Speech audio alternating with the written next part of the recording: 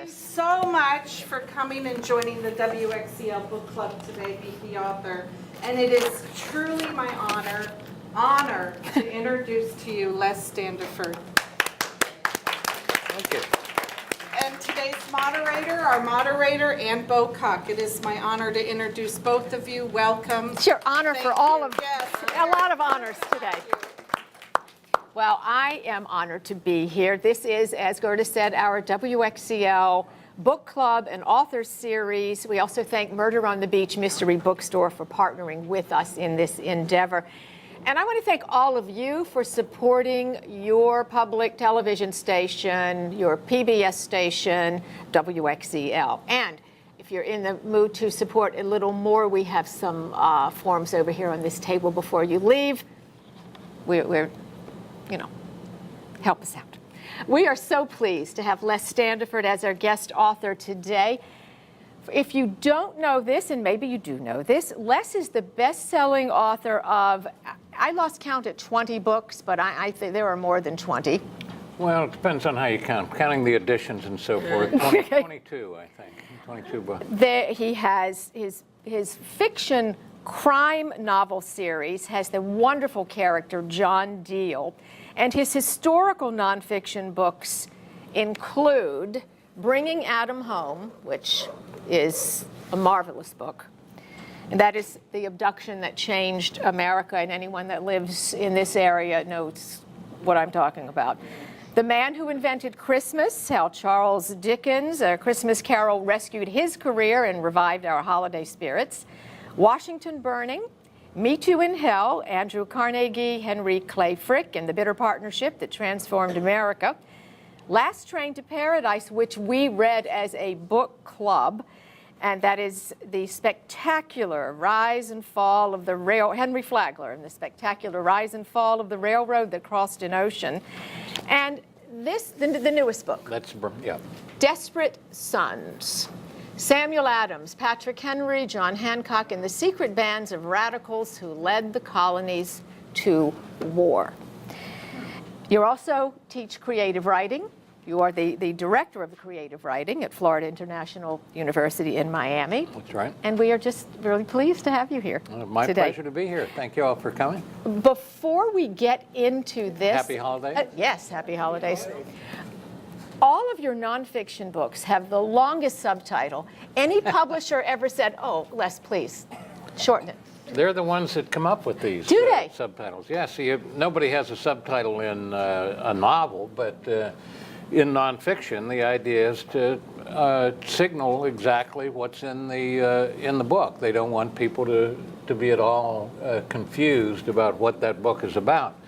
So they'd prefer, I think, that I would have a dispense with something like Last Train to Paradise and just call it Henry Flagler and the Amazing Railroad that crossed an ocean.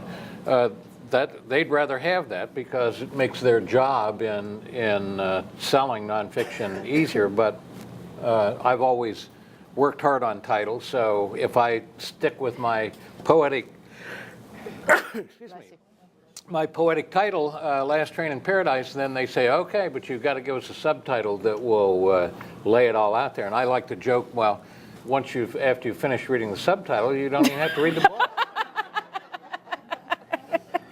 We read this book as a book club. This book is well read in Palm Beach County for sure because it was the book chosen by the Literacy Coalition on the last Read Together Palm Beach County. So you were well represented in this part of South Florida. Well, I was amazed at how many copies of Last Train to Paradise moved out the doors in bookstores in Palm Beach. I had no idea. It's been picked as the one read of a number of counties in Florida because of the subject matter, from Key West all the way to Sarasota and Orlando and the surrounding counties, but nowhere was it as successful, I think, as it was in Palm Beach. That was really amazing. We read this version. You have the new and improved. I thought it'd be interesting to show you on the last year, on the 100th anniversary of the arrival of the railroad in Key West. the Whitehall Museum in Palm Beach and Books and Books in Bookstore in Miami decided that they'd bring out a centennial edition. The book in paper and original hardcover has gone into 23 printings so far. The train just won't keep on, or it won't stop chugging. But so they said, well, let's do a commemorative edition, and they did, and this is the result. It's kind of a coffee table looking book, and it has some amazing artwork, a lot of pictures that have never been published before. And I want to show you one that's particularly striking. Here's the cover of the Key West Citizen the day the railroad came to town. Not that hard to find, Les. And so they've reproduced it there. Then that opens up, and here's that's the photograph in Key West when the railroad arrived. And little chunks of this picture have been reproduced before, but because of its dimensions, there's no way to get it in a regular book, and they noodled on it, and finally they figured out this is how we'll do this 4-page. That is wonderful. So there's a lot of stuff like that in there. The text is pretty much the same. There's a new introduction in which I got to talk about how surprised I was at the reception that this book has had and the long life that it's had. And yes, ma'am. A lot of us are seniors. I know I have trouble with my eyes. I have to have large print. Let me pass that Okay. back. So the large print, not always, Is there a large print? yes. I don't think so. A couple of the mysteries have gone into large print, but I am not sure. But the alternative would be to get it on Kindle and then just blow up the size of the Which print works on your beautifully. I'll tell you that you can change the font. You know, I'm going to talk about this book for a little bit. If this was fiction, it would have been a great story. But the fact that it's true makes it incredible. Well, somebody asked me once if I was sad to have stopped writing thrillers, these John Diehl books that you mentioned. They're all, you can still get, I think Joanne has those, I'm surprised. But she probably thought since I was teaching or talking about nonfiction today that, anyway, they're still available at her store and online and so forth. But somebody asked me, are you sad to have stopped writing thrillers? And my comment was, well, I don't feel like I've stopped writing thrillers. The stories that I'm writing about just are thrilling. They just happen to be true. And you don't, the only difference between writing a book like this and a John Diehl thriller is that when you get to a point when you're telling a tale like this and you don't have a fact or a figure, then back to the library or to your sources you must go. And if you can't find that fact or figure, you have to change the story to fit the facts that you do have, like any reporter, I suppose, could have explained to me to begin with. But I was used to writing novels, and as I tell my students, when you get to a point in your novel where you need a fact, you just make it up. It's fiction, after all. And I have come, though, to enjoy that challenge of being forced, as it were, to work within the constraints of what really happened, yet still try to make it interesting to read about. And of course, with a story like the investigation, the Joe Matthews investigation of what really happened to Adam Walsh, that wasn't a problem. It was a nail biter all the way. And I should point, somebody, often someone will say, wasn't that a tough or a difficult book to write? And it was, because we all know what happened to poor Adam Walsh and the tragedy that the family has gone through. But what this cop, Joe Matthews, managed, the fact that he would work on without pay on his own for 27 years until he finally proved who really did this thing, I thought that was such an amazing story that the world needs to know that sometimes justice does get done. There are honorable people out there who, no matter what, and without regard to personal gain, will see that the right thing is done. And that's why I wanted to write that book. So to me, it was a positive book as well as a thrilling investigative piece. Because you have been a successful novelist, do you think that gives you an edge in making the nonfiction stories so compelling? I don't think I could have written these books at all successful without having cut my teeth as a novelist. This Last Train to Paradise came about in 2000, I guess it was. At holiday time, my then agent came to visit Kimberly at our home on Christmas Eve to have a quick drink. They were going back to their hotel and getting up early, flying to Key West, he told me. And I said, oh, flying, you should drive. And we live in Miami. And he said, drive isn't a long way. I said, well, 3.5 hours, 4 hours, you can take as long as you want because it's one of the most beautiful drives on Earth. And he said, really? And I said, yeah, you should do it. So they changed they canceled their flight, rented a car, drove down there, spent the week, came back to us on New Year's Eve, and they were all agog, so happy that I had made this recommendation. We loved this drive. And then we saw these structures in the water, these fragments of bridges off to the east and the west, and we asked somebody what they were, and they said, well, there used to be a railroad down there. And they said, a railroad? That seems impossible. Well, there was one. And then they got to Key West, and they went over to the Hemingway house, and they found out that there'd been this terrible hurricane in 1935 that had blown the railroad away, and Hemingway had been there and gone up and tried to save the lives of some men that had been building a little bit of a highway along the parallel, the route of the highway. And he just couldn't stop talking about it, my agent. And I said, well, I'm sure glad I put that bug in your ear. And he said, well, more than that, Les, I think you ought to write about this. And I said, well, Scott, everybody knows this story down here. And he said, well, I'm from New York City, and I've never heard a word of it. And I said, but I'm a novelist. And he said, a good story is a good story. And he had me there, and then he said the magic words, besides, I think I can sell it.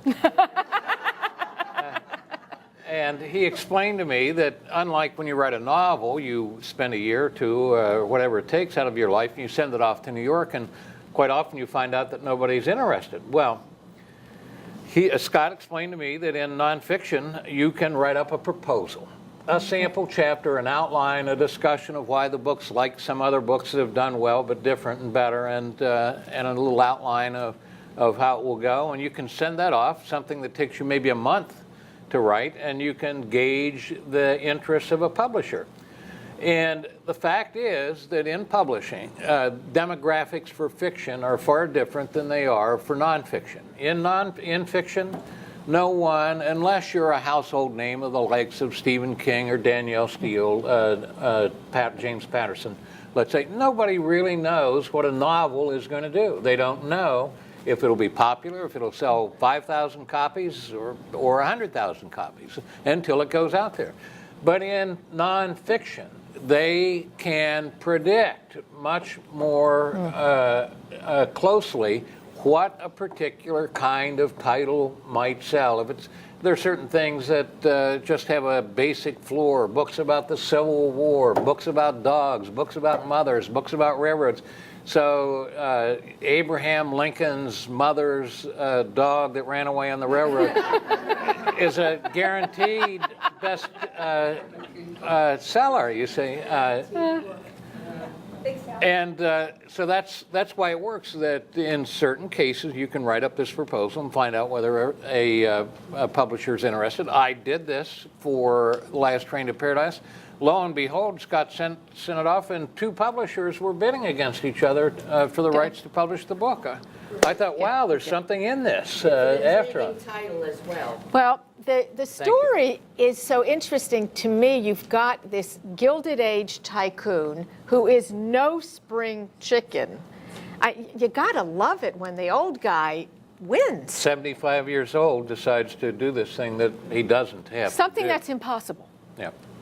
And he's got all the money in the world. Yeah. And he knows that he's unlikely to make very much money on extending this railroad down the Keys, one that's going to cost quite a bit, even in those dollars and those days, to build. It really is. It's one of the interesting questions of the book. Why would someone, a hard-nosed businessman like Henry Flagler, do such a thing? Why do you think he did such a thing? I thought Okay. he counted on the Panama Canal being built at the same time. Well, that was his. Key West being a deep water port. Oh, sorry. That's okay. Go ahead. Sorry. That's fine. When the you're right that when the U.S. financing of the completion of the Panama Canal was finally announced, Flagler used that as the practical reason for announcing that he would extend the Florida East Coast Railroad down to Key West. He would build a deep water port in Key West, and that would be the closest deep water port in the United States to the eastern terminus of the Panama Canal, closer than New Orleans and certainly anything along the East Coast, Miami, which wasn't much of a port at the time. But I think it did not turn out. He was never allowed to build that deep water port. But my feeling is that that was just the excuse. So I go back to the point that he had all the money he needed. He was 75 years old. He was well versed in what the difficulties of railroading and trying to make a profit of it, off of it in Florida were. And I don't think he expected to get rich. Even I think that what the announcement of the Panama Canal becoming a reality really was an excuse for him to try to do something that was patently impossible and prove that it could be done. Much as I say in the book, like all the people up at Cape Canaveral got determined that they would indeed be able to put not only a man in orbit but on the moon, despite the fact that a lot of people said not only could it not be done, it was a colossal waste of money. It's called Last Train to Paradise, but 100+ years ago, this was about as far away from paradise as you can imagine. Florida was not a paradise.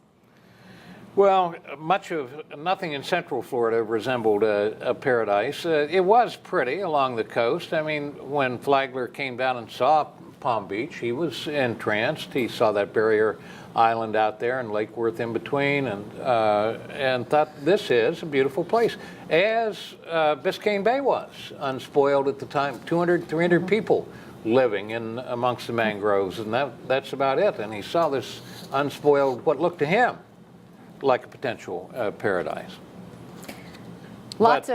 Getting from any place between those spots was a trek, was impossible. There were no roads. There was no railroad. The only way you could get from Jacksonville to any place south of there along the coast was by boat. He lived such a charmed life. And then in the book, we get an insight into the men that worked on the railroad, it was terrible.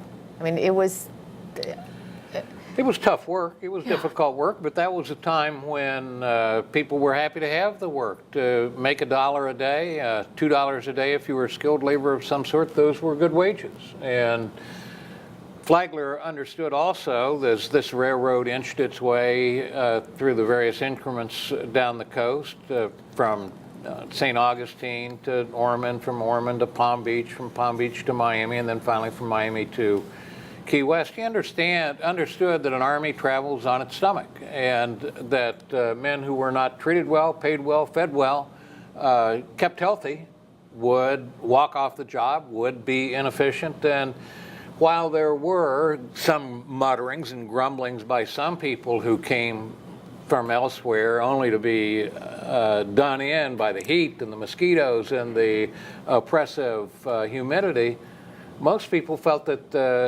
they were well treated, and that Flagler was as a benevolence. He referred to Florida as my domain. He saw this as his place, and that he was a great benefactor that had created a land of opportunity where basically nothing had existed before. That's pretty much how he viewed it. And he achieved what was unachievable. He did it, and then the worst hurricane to ever hit At that time comes. Well, he was long dead. He died a little less than a year after the railway finally reached But he saw it completed. Key West. But he was able to realize the dream, as he put it, of riding his own iron to Key West. Toward the end, everybody who worked on the project was galvanized to make it possible, as they said, to let Mr. Flagler realize that dream. So they worked hard. He was starting to fail. And they made it. And in January 22nd of 1912, he was able to do that. And by the following spring, he was in a coma. He'd fallen, taken a tumble in his home at Whitehall, and never really regained consciousness, and died that year at 80, short of his 83rd birthday. And it was years later, of course, that the railroad would die. It limped along, never made a dime of profit. Passengers loved it. It had a lot of passenger traffic, but unless you've got a passenger line in a heavily populated corridor like the Northeast, Boston to New York, New York to Washington, passenger travel, as poor Amtrak finds out, is very difficult to make pay for itself. It gets, like the Postal Service, subsidized, or it wouldn't be there. And only freight carries the mail. And there never was much freight. The port was stymied. The development of the port was stopped. Flagler felt personally halted in its tracks by Theodore Roosevelt. And but the railroad prevailed for all those years, and people loved it. And I've talked to a number of people who were on that railroad and so enjoyed it, taking that trip. When you're riding in a car, you can't see straight down. You can't see the tracks, of course, out the front, like the airplane. All you can do is look out to the side. So when you're in those cars, it looked like you were gliding or clacking over top of the ocean itself. And all you would see would be water, and sometimes fish jumping, and then the clouds and a few keys off to the left or to the right. It was fabulous and really enjoyable. But it was never a practical operation, and when that hurricane struck, it was the death knell of what had always been something of a stretch for the FEC to keep going all those years. A lot of loss of life, and just a terrible tragedy. I think if you haven't done the drive down to Key West, you must do that. Keep this book in mind and stop off at Pigeon Key.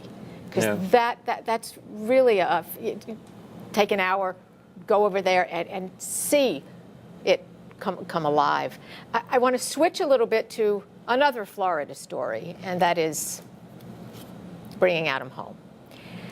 And to me, the subtitle is spot on. The abduction that changed America. I think we were forever changed.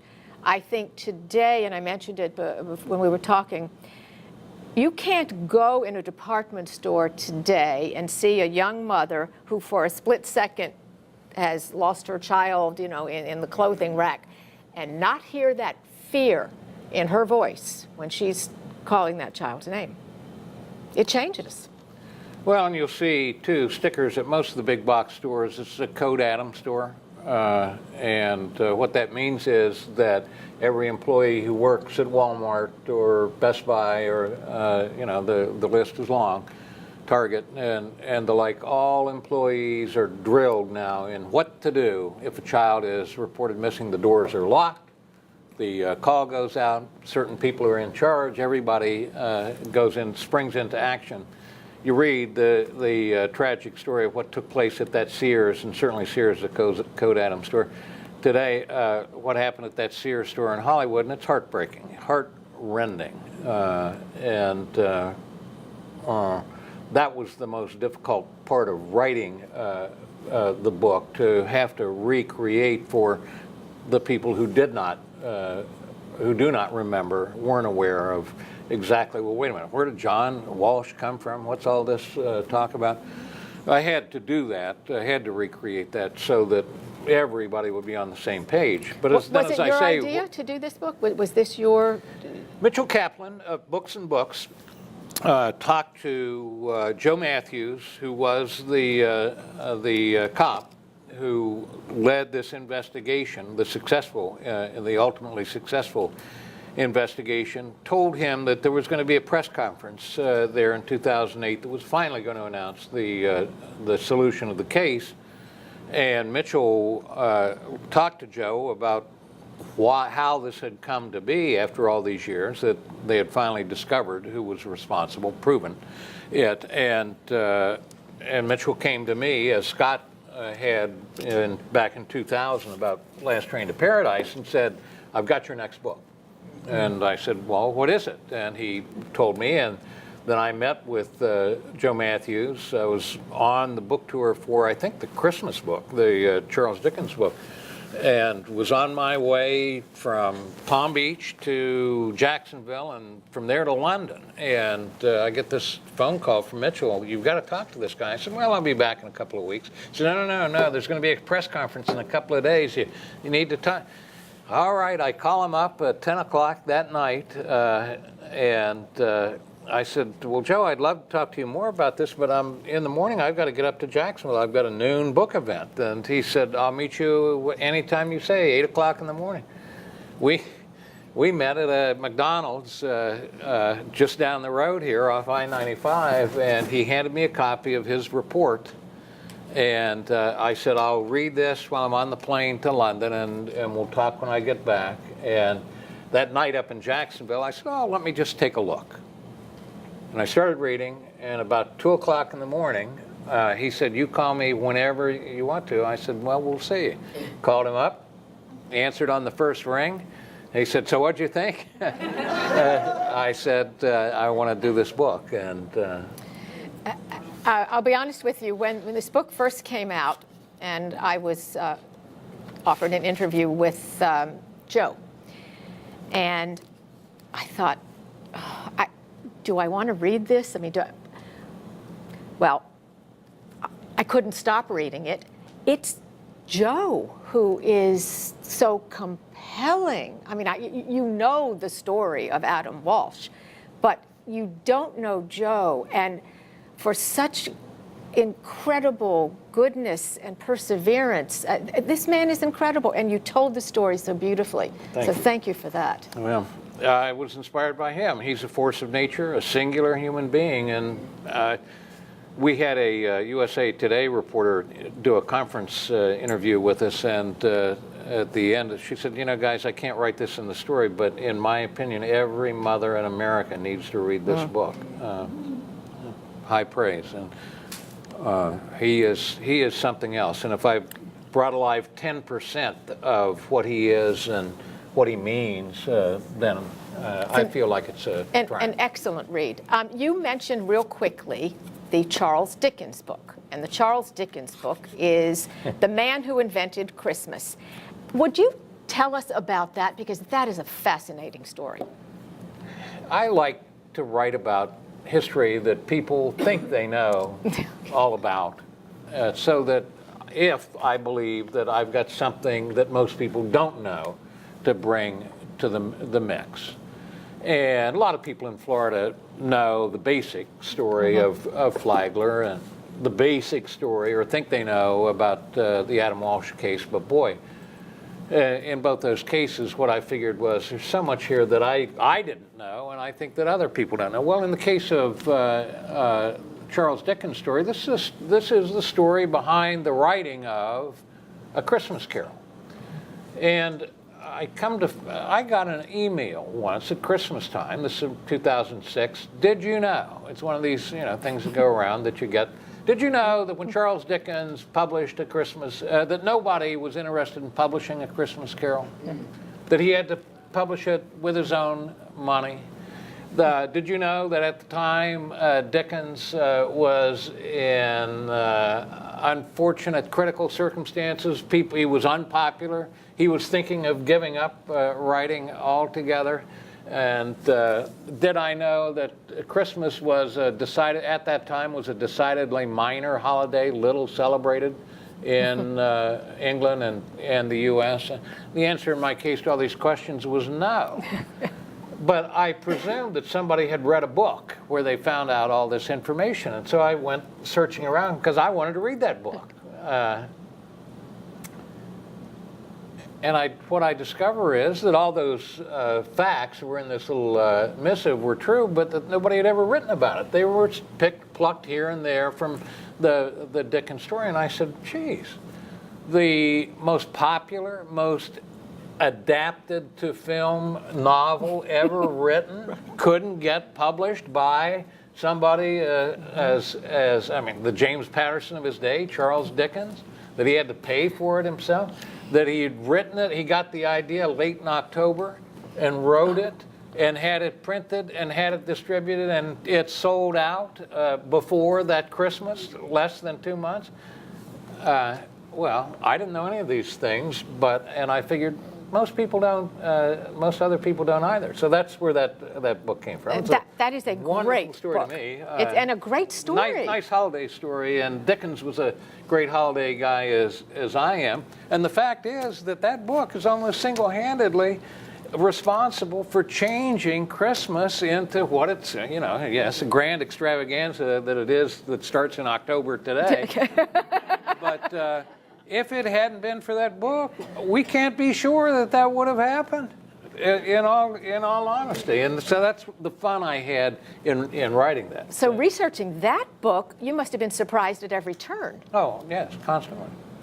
One little thing after another that I did not know. And again, if Dickens hadn't been so bound and determined that his story, that he got that idea for that story was so important, that he was willing to make this happen at his own expense and under that kind of time pressure, who knows what the world would be like today at Christmas time. It's a great story. This is your latest nonfiction book, Desperate Sons. Mostly about the guys you never heard of who brought us into the revolution to begin with. How difficult it was, how scorned they were by their fellow colonists, how radically, how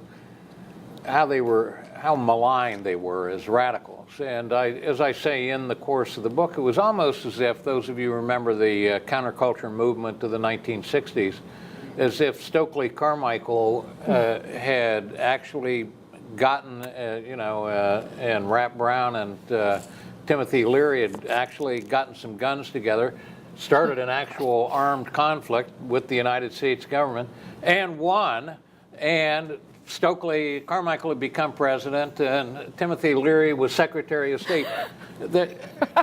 I'm not exaggerating. When you see what they started at, the place where they started, and what it became, that they took on the mightiest nation in the world and beat them, it's astonishing. So that's the story of Desperate Sons. Way back in history, the farthest I've gone back, but again, to me, no less surprising to talk about and find out some of these things that I really did not know. Was the research hard? Was this a more difficult research project to do since it was so long ago? Insofar that as it's the furthest back, and so the most difficult to get your hands on what you call primary materials. But on the other hand, in the 12 years that I've been writing these kinds of books, it's amazing how much has been digitized by libraries and archives around the world, and a little easier a lot of the stuff I can read while I'm wearing my pajamas, get into the archives and do research. A dozen years ago, to take a look at the original manuscript or 6 or 7 years ago is a good example, when I wanted to take a look at the original manuscript of A Christmas Carol. I had to get on the plane and fly to New York and go to the library. Library. And that's the only place you could view it. It's where I could see his little emendations and crossouts and so forth. That was the only way to see it. Now you can view that Now it's online? Yeah.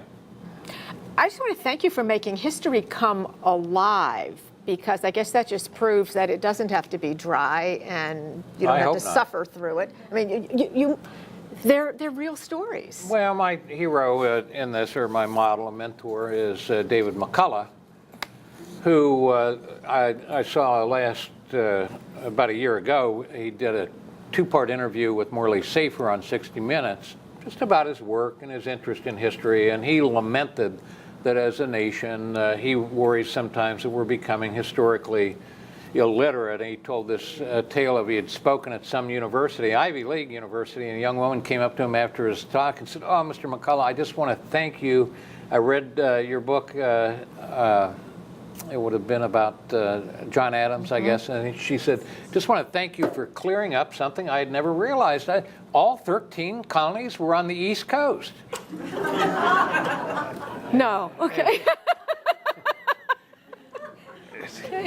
He thanked her, but he said, Morley, this is what I worry about, that we're losing touch with history, and that's why I keep writing these things. And certainly it's a great pleasure that these books, a lot of them are adapted in high school, I'm happy to say. I get letters from high school kids, and not only from Florida. This is taught quite a bit in colleges and schools, but the book about Carnegie and Frick is widely taught in Pennsylvania schools, and I get a letter every now and then.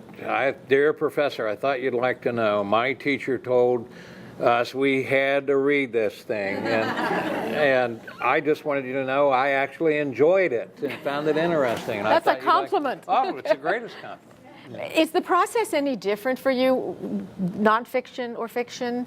Or is it the same? You get up every day and you write certain times of the day? Well, the process is that there's much less research involved in a novel. You can, as I said, make it up. And I'm usually writing about something I know a little bit about to begin with. And so you can just launch into telling the story. With the nonfiction, you may have the nugget of the story in mind, but then you have to go find out whether or not there's enough material really to support an actual lengthy recounting. And at some point, usually, I stop researching when I've got enough to begin, because otherwise you could spend forever looking at this and then looking at that, and you'll never get anything done. So what I like to do is start going, and then I'll write 20 or 30 or 50 pages, and then I'll say, well, I'm out of material, I got to go read a little bit more in this area. Or I'll decide the path I thought I was going to take has changed a little bit by what I've written myself into, and I'll have to go back and reread. So it's a little different, but once you get going, unless you're there at the desk either doing research or writing every day, a book doesn't get written. On the other hand, think about it. If you wrote 1 page a day, at the end of a year, you'd have a 365-page book. And unless you were Ken Follett, it would be a book. Okay. Yeah. Okay. Tell me about teaching. Is it a pleasure to teach? It is. I had my last course of the semester last night, and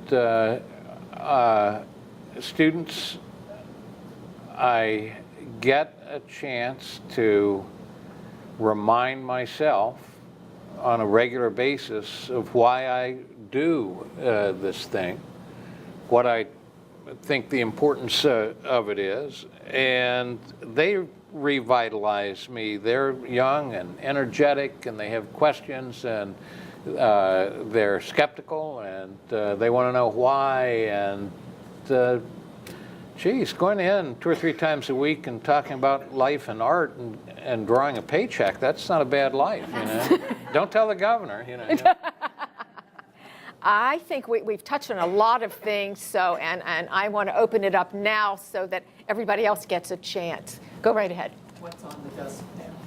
I'm working on a book called Water to the Angels, and it's the story. I'd say these titles. The titles are actually what get me kind of going. It tells the story of William Mulholland and the building the aqueduct that made Los Angeles possible. And as it turns out, I sometimes tell people it's Last Train to Paradise West. It's the story of this amazing engineering feat of the Gilded Age. It took place at exactly at the same time as the building of the Key West extension, and with even greater implications for the world, because at the time Los Angeles was a dusty village which was drying up and destined to go nowhere. And without more water, none of which existed, there wasn't any more water in Southern California, it would probably be, you know, San Juan Capistrano today, or maybe Santa Barbara.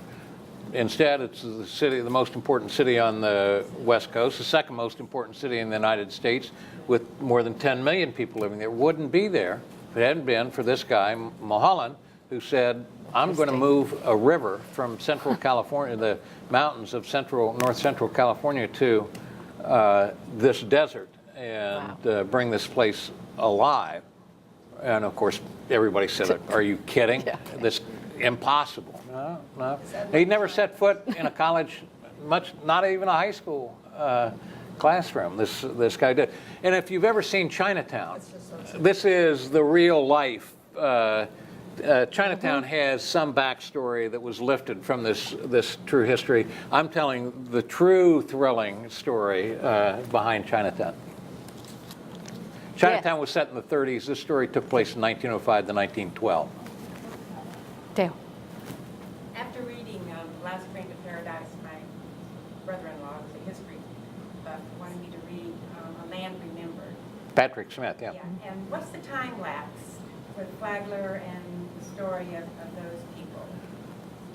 Is it about the same time or before? No. Patrick Smith really covers the settlement of North Central Florida. That sets the stage for the development of Florida prior to Flagler's time, and gives you a sense of how difficult it must have been for Flagler to see much here. You know, he went to St. Augustine and liked it, but it's still a testament to his vision that, you know, he thought that other people would come in any significant numbers and see this as a vacation spot. Patrick Smith's story is a broader story about a place, and takes into account much more of the Indians and the more frontier aspect of the development of early Florida. The guides, the fishing guides down in the Keys that like Last Train in the Paradise say they only recommend 2 books to their customers that want to know about this: Last Train and Land Remembered. Interesting. Yeah. Yes. Yeah, Sorry. we were talking about the availability of information on the internet and access to everything. And I know that somebody else who has written histories like you, Elias out of Brown University, ran into problems with plagiarism because of that, because there's so much information that's already written. You're familiar with that? Do I worry about plagiarism? No. Could you comment on that case? What happened to him? Well, I'm not very familiar with that particular case, but I do know that when if you're not doing your own research and you're relying on other people to go out there and give you a précis of something, you can't always be sure that they're just not giving you word for word. If you've asked them, give me a summary, and what they give you is something that they, because they're lazy, lifted directly from the original source, you might make the mistake of saying, oh, this is my research assistant, I paid them, this is, I own their words, I'll basically write what they wrote, and what? You mean you just copied the original source and then I copied you? In a couple of cases, that's been the defense, that I didn't know. Well, that's what happens when you don't do your own research. Because I do my own research, I'm not about to lift somebody's paragraph without attribution.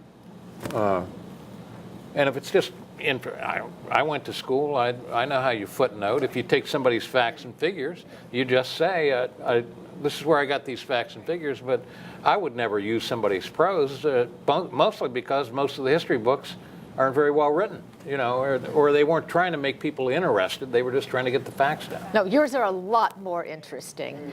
And this has been such a pleasure for all of us. I think, what a delight. Thank you so much. So much. Thank you.